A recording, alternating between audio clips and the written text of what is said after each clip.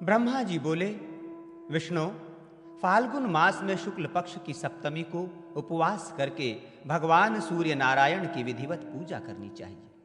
तत्पश्चात दूसरे दिन अष्टमी को प्रातः उठकर स्नानादि से निवृत्त हो भक्ति पूर्वक सूर्य देव का सम्यक पूजन करके ब्राह्मणों को दक्षिणा देनी चाहिए।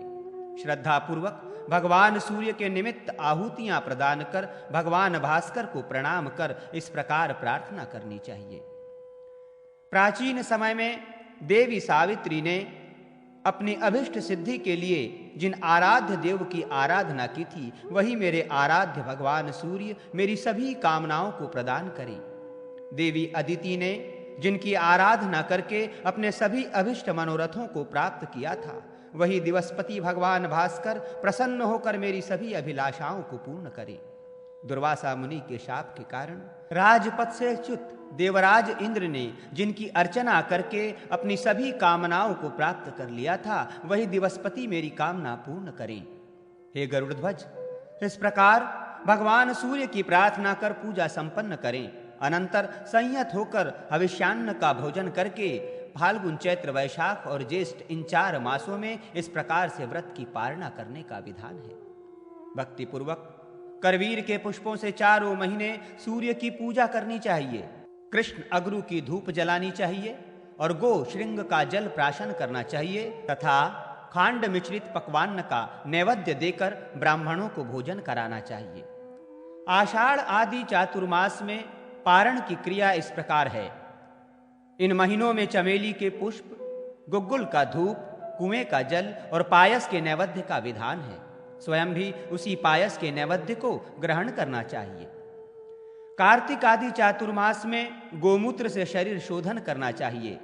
दशांग, धूप, रक्त, कमल तथा कसार का नैवेद्य भगवान सूर्य को निवेदित करना चाहिए। प्रत्येक महीने में ब्राह्मणों को दक्षिणा देनी चाहिए।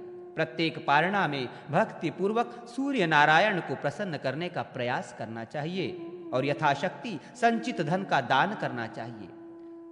वित्त शाठ्यता, कंजूसी न करें, क्योंकि सद्भाव से पूजा करने पर तथा दान आदि से 7 घोड़ों से युक्त रथ पर आरूढ़ होने वाले भगवान सूर्य प्रसन्न होते हैं। पारणा के अंत में यथाशक्ति जल आदि से स्नान कराकर पूजा करने पर भगवान सूर्य प्रसन्न हो निर्बाध रूप से मनोवांछित फल प्रदान करते हैं।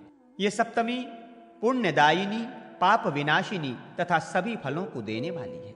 मनुष्य की जैसी अभिलाषाएं होती हैं, वैसे ही फल प्राप्त होते हैं। इस व्रत को करने वाला व्यक्ति सूर्य के समान ही तेजस्वी बनकर स्वर्णमय विमान पर आरूढ़ हो सूर्य लोक को प्राप्त करता है तथा वहां शाश्वती शांति को प्राप्त करता है। वहां से पुनः पृथ्वी पर जन्म लेकर उन गोपति सूर्य भगवान की ही कृपा से प्रतापी राजा होता है। इसी प्रकार उत्तरायण के सूर्य में शुक्ल पक्ष में भग और यमा सूर्य आदि के नक्षत्रों में पड़ने पर दान मान से भगवान सूर्य की पूजा कर उन्हें प्रसन्न करना चाहिए। इससे संपूर्ण पाप नष्ट हो जाते हैं। इसे पाप नाशिनी सप्तमी कहा जाता है।